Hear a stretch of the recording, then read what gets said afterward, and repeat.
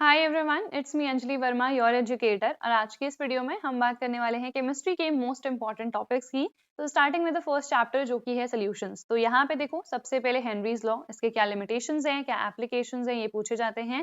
Then Rawls law, जो basic आपके पास definition है, स्टेटमेंट है, वो आपको देखनी है, ठीक है। देन कॉन्सेंट्रेशन से रिलेटेड टर्म्स होते हैं, मोलारिटी है, मोलालिटी, मोल फ्रैक्शन, इनके बेसिस पे न्यूमेरिकल्स आते हैं। तो यहाँ से आपको न्यूमेरिकल्स अच्छे से प्रिपेयर करने हैं। Then ideal non ideal solutions क्या होते हैं, ये उतना ज्यादा इंपॉर्टेंट नहीं है, ये वाला टॉपिक ज्यादा इंपॉर्टेंट है, कॉलिगेटिव प्रॉपर्टीज वाला। 4 कॉलिगेटिव प्रॉपर्टीज होती हैं, मोस्ट इंपॉर्टेंट उनमें से भी ऑस्मोसिस वाला है, ऑस्मोटिक प्रेशर क्या होता है, रिवर्स ऑस्मोसिस क्या होता है, ये क्वेश्चंस यहाँ से आ जाते हैं। और वन टॉप फैक्टर यहाँ से 1 या 2 नंबर का ही क्वेश्चन बनता है, ठीक है। सेकंड चैप्टर है इलेक्ट्रोकेमिस्ट्री। तो नर्स्ट इक्वेशन, यहाँ से न्यूमेरिकल्स आते हैं, कोहलरॉश लॉ, इसका स्टेटमेंट और इसका एप्लीकेशन पूछा जाता है। फिर बैटरीज, इसमें प्राइमरी और सेकेंडरी दो हमारे पास होती हैं। जो सेकेंडरी वाली बैटरी है उसमें भी जो लेड स्टोरेज बैटरी है वो ज्यादा इंपॉर्टेंट है, ठीक है। तो वहां पे जो रिचार्जिंग की इक्वेशन है वो आपको लर्न करनी है अच्छे से। देन फ्यूल सेल्स, तो ये टॉपिक्स इलेक्ट्रोकेमिस्ट्री वाले चैप्टर में से इंपॉर्टेंट हैं। ये जितने भी इंपॉर्टेंट टॉपिक्स मैं आपको बता रही हूँ, चाहे केमिस्ट्री के लिए हो, चाहे फिजिक्स के लिए, चाहे मैथ्स के लिए, सारे इंपॉर्टेंट है। आपको अच्छे से क्वेश्चंस को यहाँ से प्रैक्टिस करना है, ठीक है। तो आप सबसे पहले वन शॉट्स देख लेना। केमिस्ट्री के लिए मैंने सारे वन शॉट्स अपलोड करे हैं। इसके अलावा मैंने एक्सपेक्टेड क्वेश्चंस भी अपलोड करे हैं। एक्सपेक्टेड क्वेश्चंस में जो भी प्रीवियस ईयर्स है वो मैंने इंक्लूड कर रखे हैं। बाकी केस बेस्ड, एसर्शन रीजन और एमसीक्यूज के लिए आप लोग सैंपल पेपर्स को देख सकते हो, ठीक है।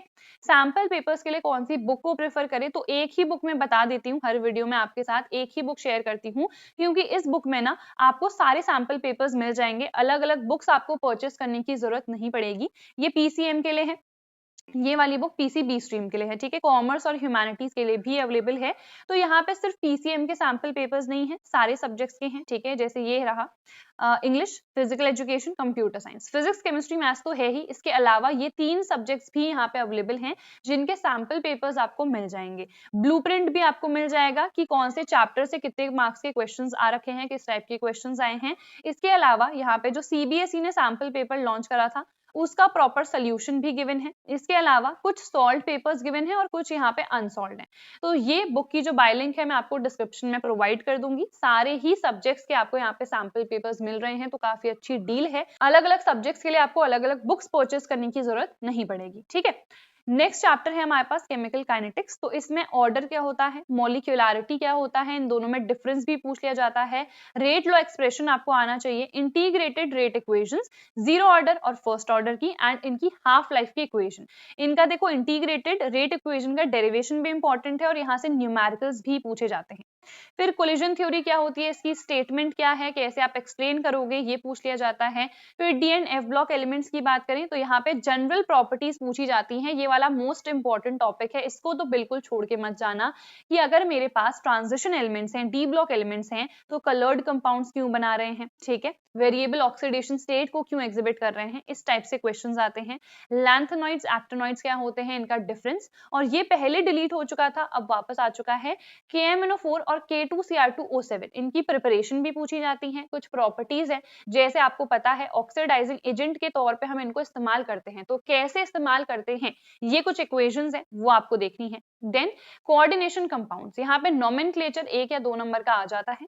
VBT और CFT में आपको पता है कि हमारे पास किस तरीके से क्वेश्चंस बनते हैं। अगर नहीं भी पता है सो दैट इज फाइन, मैंने एक्सपेक्टेड क्वेश्चंस में सब कुछ करा रखा है कि किस तरीके से CFT के बेसिस पे क्वेश्चंस आएंगे।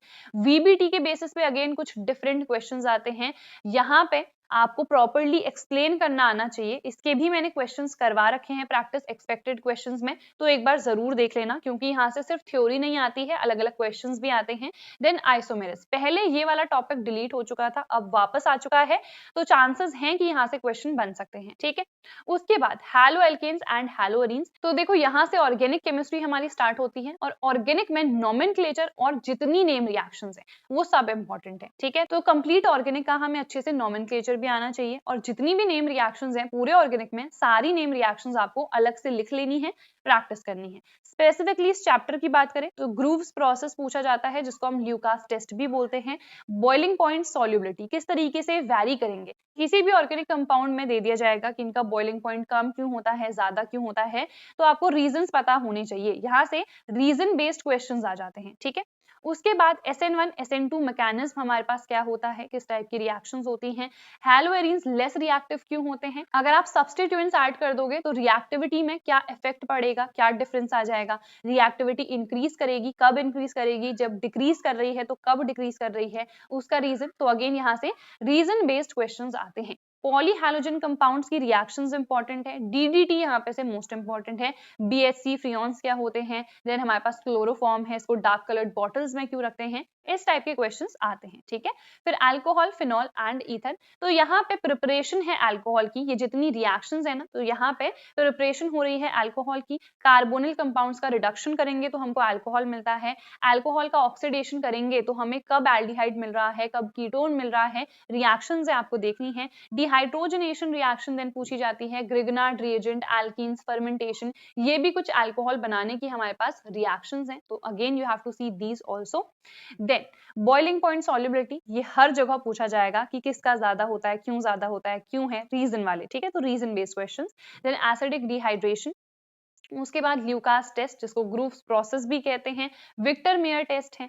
एसिडिक नेचर फिनॉल का क्यों होता है और सब्स्टिट्यूएंट्स का क्या इफेक्ट पड़ेगा अगर फिनॉल में वो एडअप हो जाएंगे तो। देन फिनॉल और अल्कोहल दोनों में से ज्यादा एसिडिक कौन सा है, तो फिनॉल है, तो इसका क्या रीजन है। देन ये हमारे पास नेम रिएक्शंस हैं। ईथर वाले में सिर्फ यही वाली एक नेम रिएक्शन है और यही इंपॉर्टेंट है, ठीक है। उसके बाद नेक्स्ट चैप्टर पे आ जाते हैं aldehyde, ketone and carboxylic acid, तो ये हमारे पास नेम रिएक्शंस हैं विच आर इंपॉर्टेंट। फिर ओजोनोलिसिस है। न्यूक्लियोफिलिक एडिशन रिएक्शंस हमारे पास होती हैं जब हम HCN NH2 यानी कि अमोनिया डेरिवेटिव्स को एडअप करते हैं। ऑक्सिम्स किन्हें हम कहते हैं, कैसे ये फॉर्म होते हैं, तो ये रिएक्शंस यहाँ पे पूछी जाती हैं, ठीक है। फिर अगेन ये तीन हमारे पास टेस्ट हैं, तीनों ही इंपॉर्टेंट हैं। सिंपल टेस्ट है, ज्यादा डिफिकल्ट नहीं है, तो अच्छे से देख लेना। Again these are the name reactions which are important. Then ये कैनिजारो, क्रॉस कैनिजारो, और जो हमारे पास एल्डोल और क्रॉस एल्डोल है, तो इनमें क्या डिफरेंस है, एक में अल्फा कार्बन होना चाहिए, दूसरे में नहीं होना चाहिए, तो ये सब आपको पता होना चाहिए, ठीक है। अगर आप लोग को ऐसा लग रहा है कि मैम क्या बोल रही है, हमें समझ नहीं आ रहा है, तो एक बार नोट्स देख लेना, ठीक है। मैंने नोट्स की PDF आप सभी को फ्री में प्रोवाइड कर रखी है, जिसकी प्लेलिस्ट की लिंक आपको डिस्क्रिप्शन में मिल जाएगी, तो सारे नोट्स डाउनलोड कर लेना। ये सारी रिएक्शंस भी प्रॉपर्ली वहां पे मेंशन्ड है और जितना भी कॉन्सेप्ट है ना वो भी अच्छे से लिखा हुआ है, ठीक है। फिर कार्बोक्सिलिक एसिड में एसिडिक नेचर इसका क्यों होता है, अगेन सब्स्टिट्यूएंट्स का क्या इफेक्ट पड़ेगा, फिनॉल और कार्बोक्सिलिक एसिड में कौन सा ज्यादा एसिडिक होता है, क्यों होता है। देन ये नेम रिएक्शंस है, ये तीनों ही यहाँ पे इंपॉर्टेंट है। उसके बाद एमीन्स, तो यहाँ पे अगेन ये हमारे पास नेम रिएक्शंस हैं, इनका अगर हम रिडक्शन करते हैं तो हमें अमीन्स मिलते हैं। फिर अगेन ये हमारे पास नेम रिएक्शंस है दोनों which are very important. Amines का बेसिक नेचर क्या होता है, सब्स्टिट्यूएंट्स को एडअप करोगे तो बेसिक नेचर में क्या इफेक्ट पड़ेगा। डायएजोटाइजेशन क्या होता है, जो एनिलीन है वो फ्रीडल क्राफ्ट रिएक्शन नहीं देता है, तो क्यों नहीं देता है, 1 मार्क का क्वेश्चन है। कपलिंग रिएक्शंस यहाँ से पूछी जाती हैं। उसके बाद बायोमोलिक्यूल्स, ये बहुत छोटा सा चैप्टर है, सिंपल सा है। कार्बोहाइड्रेट्स आपसे पूछा जाएगा, इसमें ये तीन ही इंपॉर्टेंट है, बाकी नहीं पूछे जाते हैं। इन्वर्ट शुगर किसको कहते हैं, म्यूटा रोटेशन क्या होता है। प्रोटीन्स में दो टाइप्स है हमारे पास, ग्लोब्यूलर एंड फाइब्रस, दोनों में डिफरेंस भी पूछा जाता है। अमीनो एसिड्स दो टाइप के होते हैं, एसेंशियल और नॉन एसेंशियल, इनके एग्जाम्पल्स, एक सेकेंड सही से लिख देते हैं, तो इनके एग्जाम्पल्स भी आपको अच्छे से लर्न करने हैं, ठीक है। उसके बाद अमीनो एसिड्स की कुछ फिजिकल प्रॉपर्टीज है, जैसे ज्विटर आयन, आइसोइलेक्ट्रिक पॉइंट, इनको डिफाइन करना, ये क्या है। देन प्रोटीन्स का डिनेचुरेशन हो रहा है, यानी कि बायोलॉजिकल एक्टिविटी का लॉस हो रहा है, तो ये क्या है, डेफिनेशन आपको आनी चाहिए। स्ट्रक्चर भी जनरली आ जाता है प्रोटीन का, सिंपल वाला आप लोग देख लेना।